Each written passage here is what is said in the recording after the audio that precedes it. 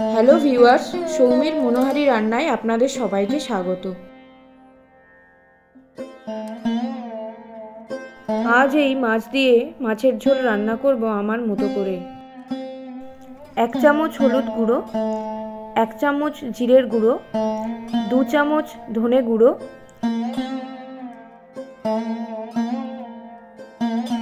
1 চামচ শুকনো লঙ্কার গুঁড়ো, 1 চামচ কাশ্মীরি লঙ্কার গুঁড়ো দিয়ে একটা ঘোল তৈরি করে নেব।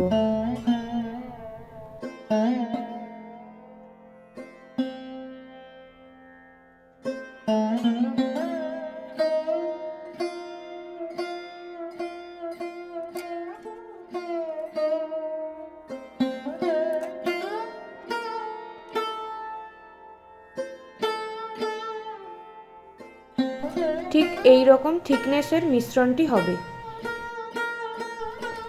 এখন আমার কাজ হবে গ্যাস জ্বালিয়ে প্রথমে মাছগুলো ভেজে নেওয়া।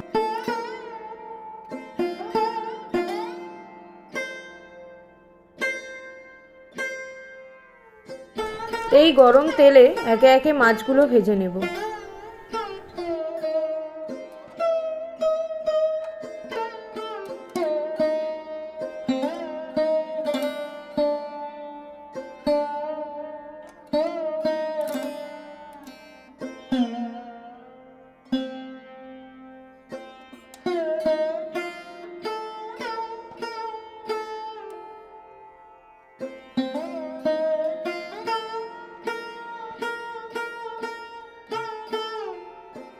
আমি এখানে আলুগুলো হালকা ব্রাউন করে ভেজেছি, আপনারা চাইলে শ্যালো ফ্রাইও করে নিতে পারেন।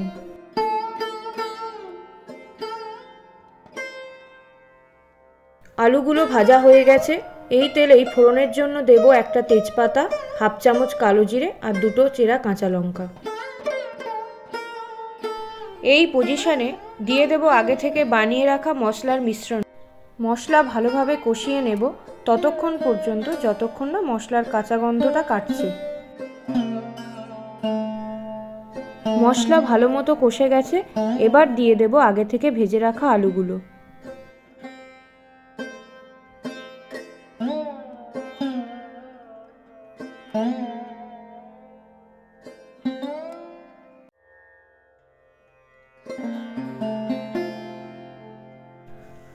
এবার কড়াইতে পরিমাণ মতো জল দিয়ে আলুগুলো সেদ্ধ করে নেব।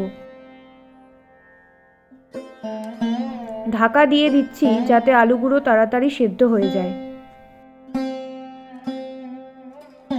একটু টক ভাব আনার জন্য দিয়ে দিচ্ছি একটা মাঝারি সাইজের টমেটো। এক্সট্রা স্বাদ আনার জন্য দিয়ে দেবো একটু চিনি। আলুও খুব ভালো সেদ্ধ হয়ে গেছে, টমেটোও গলে গেছে। এবার দিয়ে দেব আগে থেকে ভেজে রাখা মাছগুলো।